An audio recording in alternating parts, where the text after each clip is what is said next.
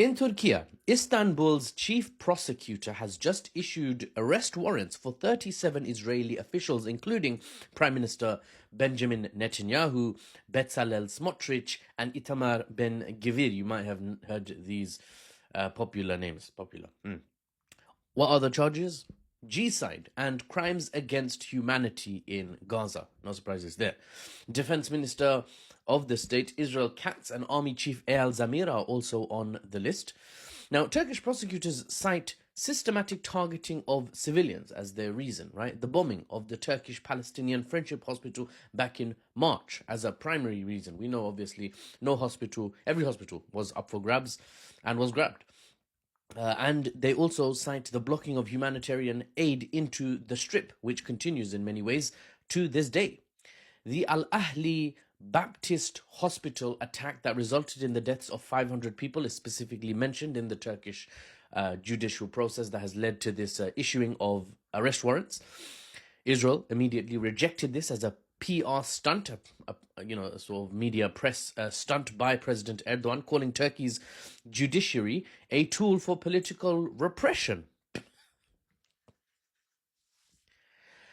Right. That's the news. Now here is the geopolitical analysis without, of course, the Western spin. You see, this is, by Turkey, this arrest warrant move is a symbolic move. It's not actually practical. We're not expecting Netanyahu to fly to Ankara or Istanbul anytime soon to have a cheeky kebab before heading off to prison. No. But it's still a move. Symbolic, but it's still a move. You see, Netanyahu now risks being arrested in countries that signed the Rome Statute, which is basically because the ICC, the International Criminal Court, issued an arrest warrant for him. That was months ago. And any nations that signed the Rome Statute is obliged to arrest him as soon as they've identified him, though many European countries have considered waiving it because, one set of rules for the West, right?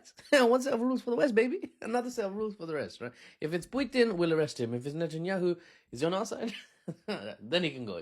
Come on, you can come through. Come on, right? But also, Netanyahu now in Turkey, if he lands, arrested. Potentially New York, if he lands, arrested. If the new mayor, Mamdani, Mamdani, you really should learn to say it now that he has been elected. If he gets his way, he said he would arrest Netanyahu if he sets foot in America's largest city.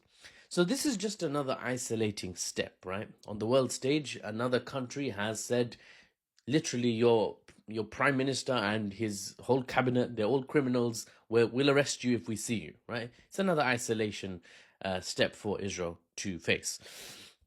Now, here's the context the media might not expand into, though. If we zoom out, we understand what's actually going on beyond just the little nitty-gritty, the small actions day to day, like this policy change.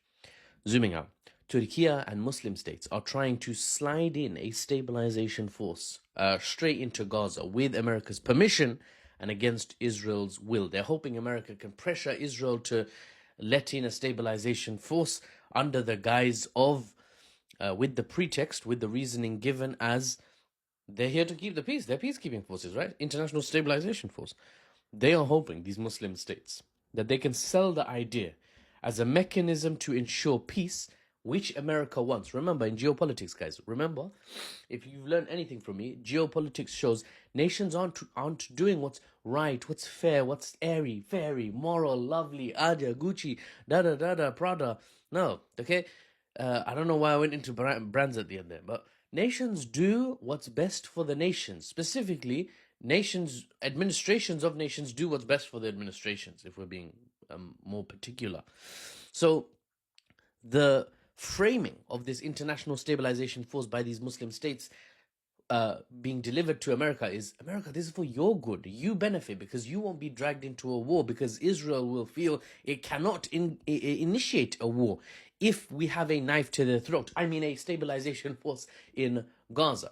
Because, it's well, not for me personally, but for certain states, it's easy to bomb bakeries, hospitals, UN schools, and, not lose a blinky of sleep. In fact, you might lose sleep if you don't bomb a school every other day. Certain states, right? But you can't do the same thing if there's Turkish soldiers milling about, if there's Egyptian players playing noughts and crosses. I don't know what Egyptian soldiers do, but if there's Egyptian shoulders, if there's Egyptian soldiers, Indonesian 20,000. President Prabowo Subianto said Indonesia is ready to chuck in 20,000. Send us. Give us permission. Give us the permission, right? Other Muslim states might take part. Saudi Arabia might take part. Turkey is pushing really hard to take part. It's not easy then for Israel to come and attack Gaza again, defend themselves in Gaza and there and here, everywhere, there. It's not easy for them because now you might hit other soldiers. This is why if American soldiers are in Syria, in the sort of southern area, it might actually be problematic for Israel because then if I hit American soldiers, what the flips, Americans aren't going to support me if I'm taking out Americans, especially with social media, setting fire to any bit of news that's even slightly controversial or inflammatory, right? So a stabilization force of from Muslim states is likely to have a chilling effect on Israel's desire or capability to initiate a war, and that might benefit America. That's how they're selling it to America. America doesn't want to be dragged into another war, and maybe a Muslim stabilization force in Gaza will ensure that. It can guarantee that. That's the sales pitch from the Muslim states to America. Now, Turkey has steadily been ramping up hostility towards Israel. Their rhetoric has been very strong at a citizen level, at an administration level. It's all in alignment. They're all hating on Israel day in, day out, especially Netanyahu and his government. They even cut $7 billion worth of bilateral trade just a few months ago. Turkey said, all trade severed, cut it. Now, the exception to that is all trade between us directly. If we're a facilitator in another trade deal, like Azerbaijani oil that comes through Turkey and then goes to Israel, all right, we're not cutting that just yet. Okay, fair. But $7 billion a year, that's no small, that's not a loose change, at least not in my pocket. And Turkey is capable, militarily capable, right? And Israel knows that, and it fears that. If Turkish troops set foot in Gaza, and they're already also in Syria, Israel will feel a very capable, advanced regional power is here, they're all, their base is up in the north. It's like they're laying rope around Israel. Israel standing in the middle of the playground, and Turkey's just casually coming and lying a rope on the ground around it. A rope is just a rope right now. It's just a circle rope, right?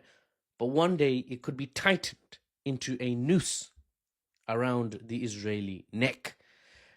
Turkey alone is a power that worries Israel, and this would-be noose is causing them to stress. That's why they don't want Turkey to be part of a international stabilization force. They said no Turkish troops, only troops from countries that we can absolutely steamroll if anything gets hairy. Seriously, that's how it is. Geopolitics is like a playground. It's crazy. So as I was saying, Turkey worries Israel. But what worries Israel even more is if conflict were to break out between the Turks and the occupiers of historic Palestine, the Turks may not be alone. They're very likely, actually, not to be alone. If a kinetic conflict initiated, every other country in the region would start recalculating, thinking, okay, what's going to be best for my country? Probably to diminish the capabilities of this weird Western outpost hybrid democracy ethno-state thing that's here causing trouble for its own gain. They might step in, right? That's countries under the American umbrella we're talking about recalculating. And on top of that, of course, you have the Persian giant watching from outside of America's umbrella, outside of American influence, outside the dictates, outside the ordering of America. The Persian giant watches closely, and allies of the Persian giant, Iran, watch closely, watch carefully. If Turkey makes a move, Iran might think, I'm set up, I'm configured for defensive warfare. That doesn't mean that, if the situation changes, I might not, just, deliver some fourth true promises, you know what I'm saying? The region continues to be on a knife edge. For better or worse, the dynamics are continue to shift against Israel, it has to be said. For better or worse. I'm not saying that's a good thing or a bad thing. You decide what kind of thing that is.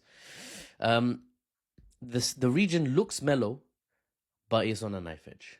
And for the unbiased news and analysis without the Western spin, I'm Mahfouz, and I'll see you on the next one.